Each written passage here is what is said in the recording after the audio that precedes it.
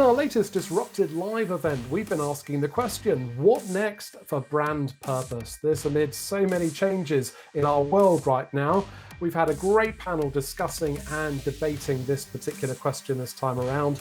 Let's take a look at some of the highlights. So let's strip it back to basics to start with, shall we? Alex, if I can go over to you in London, first of all, what does having a brand purpose actually mean for a company and right now?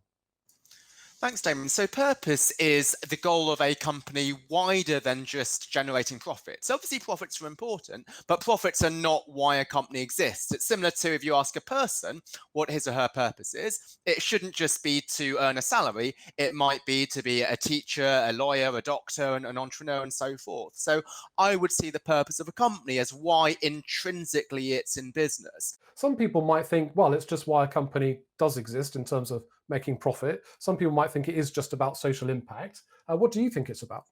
I think it's all of the above, actually. So I totally agree with what Alex is saying, but it's not the only reason a purpose is important. I think if you think of a multi-category type company, lots of the consumer goods companies have more than one category and one brand. If you're selling a perfume, you still need to have a purpose, because people now, and we know from all the research that we're doing, people are buying into a set of values and behaviors that brands exhibit, and not just what the corporate responsibility agenda dictates. So critical that people are knowing what the brand stands for in terms of its communication, but also in terms of the way it behaves all the way through. Not just what it does, but importantly, what it doesn't do. I think purpose is right at the top of the organization. If I'm honest with you, it starts with the CEO. So you've got to have an organization that is led by somebody who understands his role or her role in being authentic around the purpose. And I agree with some of the points made earlier on that if you're only trying to create a purpose strategy purely on the basis to deliver profit, then ultimately you're going to fail in that objective. You know, purpose has got to be something which strikes a chord at an emotional level with everybody that engages with your brand. What we have found with our community of social enterprises who are fully practicing fair trade in 82 countries around the world is that once they are liberated structurally from the need to maximize returns, to be completely accountable on the fact that every quarter they've made all the decisions they can to give the maximum profits back to their owners, then they can do a whole bunch of other things that go beyond the kind of purpose that we see in mainstream business. So I would really look to the design of the enterprise and taking off some of the straitjacket of profit maximization, which is structurally embedded through boards, through financial mechanisms that lock a company into only doing purposeful sustainability acts if it also aligns with maximizing profits. That's a very narrow overlap that doesn't quite get us to where our planet needs. Naveen at Accenture Interactive, you've done some research that's literally hot off the press in terms of consumer mindsets and how they might have been changing during the pandemic and what this all means for brand purpose for different companies right around the world. Just give us a flavour of that research and some of the headlines that have been coming out of that. I think you have a slide to show, don't you? Yes, if we can just share the slide, it'd be helpful. So it's not a surprise that everything has changed. And this research was just done this year. So January for the quant and then focus groups in May across 22 countries. And what we found is basically 50% of consumers globally, and it varies by country, are rethinking their own purpose. And as a result, are expecting to engage with brands differently. And the drivers of choice in terms of which brands and services they engage with has changed. So this 50% you're seeing on the screen is sort of a global number, but you can look at countries like Brazil, who've got something like 71% of consumers are rethinking how they choose brands and services. And Spain is around 57, Germany is around 36, but basically half the world are thinking we need more than just price and quality, which are a given. I think in 2021, given the scale of the challenges the world faces, I don't think it's enough for a company just to do no harm. It needs to actively do good. So you have seen some companies, let's say Ford, just use its airbag material to make clothing, companies which typically make alcohol-based products making sanitizer. And I think as the society understands that businesses have tremendous power to use the expertise and use the resources at their disposal to create value towards wider society, then there's greater demand from citizens and in particular customers in order to do this. I think it requires a deep-rooted commitment that goes far beyond sort of the day-to-day of what's in trend now, what's in vogue now, what consumers are paying attention to and retweeting and liking on social media, and also going beyond what you're hearing today, but looking at tomorrow's issues and seeing down the line what impact you can have. I mean, the litmus test I always use is when a trade-off jumps up, how does the company behave? It's very easy to cherry pick those things that don't undermine your bottom line, that have a very strong, clear return on investment. What about the ones that don't? How does a company make those trade-offs to make sure that it's aligning itself with the broader purpose? Because otherwise, the same old purpose remains of profit maximization. You just incidentally are doing something that also has a social and environmental impact, which is great, but we don't need to dress that up as sort of purpose. And I think that sort of behavior can certainly be greenwashing. Naveen at Accenture Interactive, do you think there are still companies falling into that hole, into that trap, where they're kind of putting all these very pretty little brand purposes on their websites and their promotional literature, but actually behind the scenes, they're not really doing much about it? Yes, I think it's fair to say that purpose is a overused word, and in the past we've seen it used pretty much as the basis for a big creative idea, maybe, and something that you use for communicating. And we've seen a big shift over the last few years, but some companies are still not seeing it translated into what they do internally. So, living the purpose, as you said earlier, sort of walking the walk, making sure that it translates all the way through to supply chain, to manufacturing, to whatever it is you're doing behind the scenes that your consumers and customers are not seeing, is absolutely critical. And some people think that just printing a label on the pack or talking about it is enough, and it certainly isn't. I think people are evaluating things much more thoroughly now. Over the past few years, we have seen quite a lot of social movements around the world, Me Too campaign, Black Lives Matter, things like that.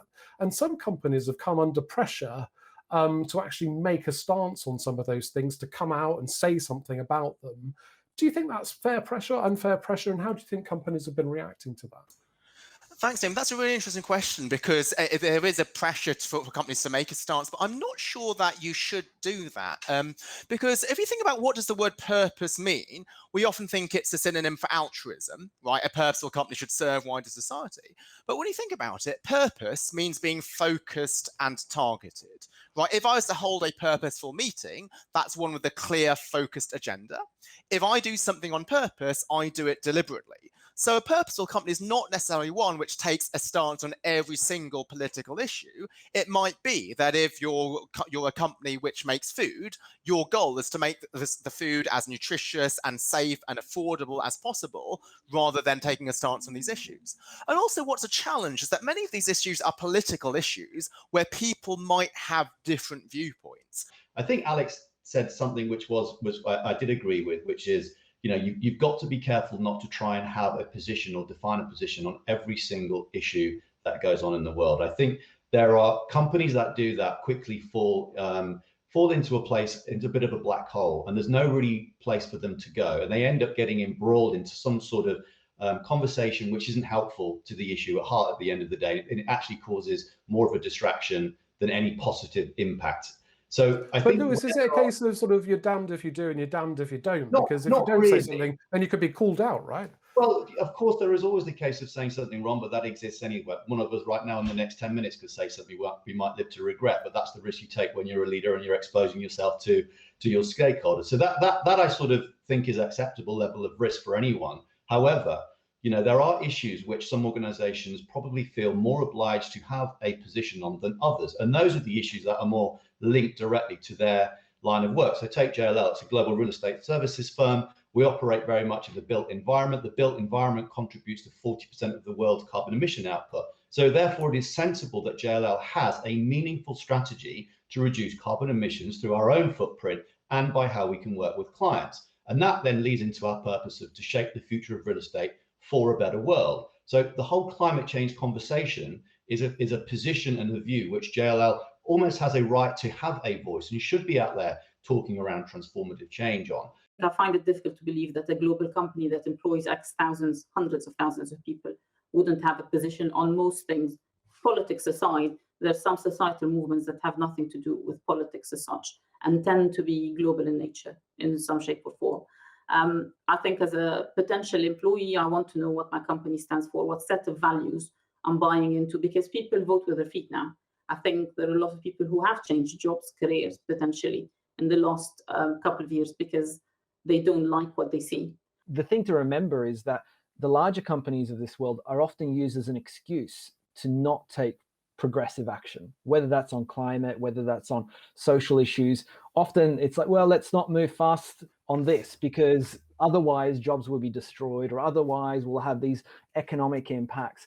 And where that they are actually a part of that debate, even if it's implicitly, I think companies can play a significant role in busting a myth. But, Paul Polman played a huge role in the last 15 years as Unilever to bust the myth that taking action on climate change is going to be bad for business.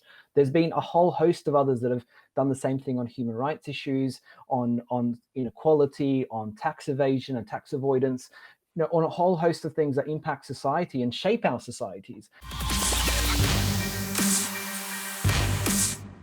Yes, I do think that's true, and that is because I have seen some rigorous research suggesting that. So there was a review of multiple studies which finds that, let me just try and find it quickly, 60% of customers are willing to pay a premium for socially responsible products, and the average customer will pay 17% more. And that was actually before the pandemic. It may well have gone up since then.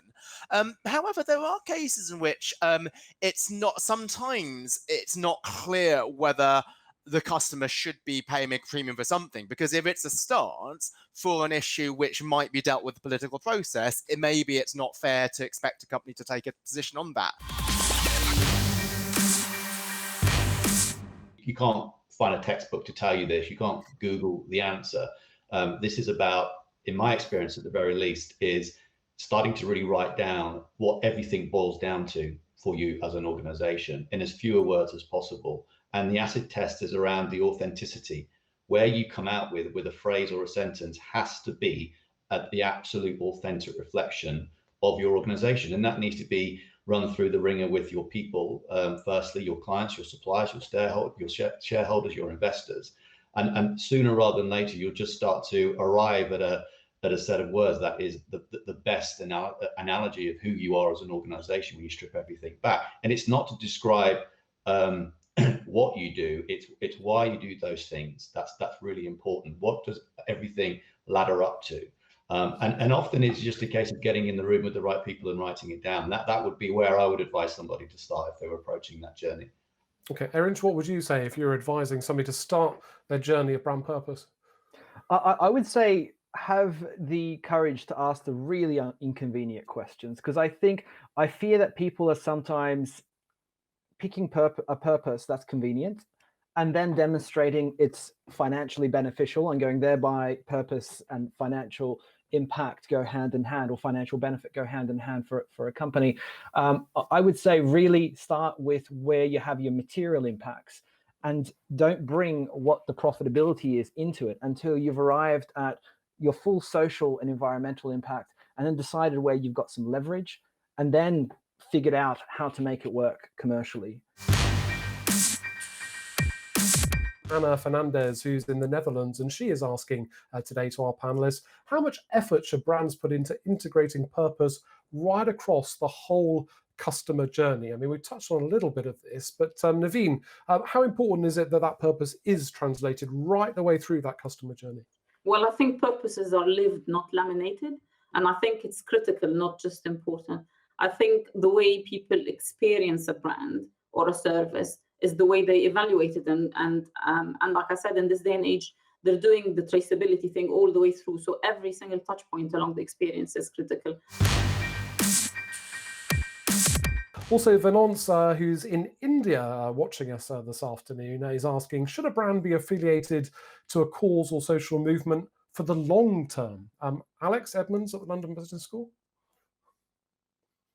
I think if the cause is something which is inherent to your industry, then you should be. For example, if it is, you're in apparel, then fair labour relations in the supply chain, fair treatment for employees is absolutely critical.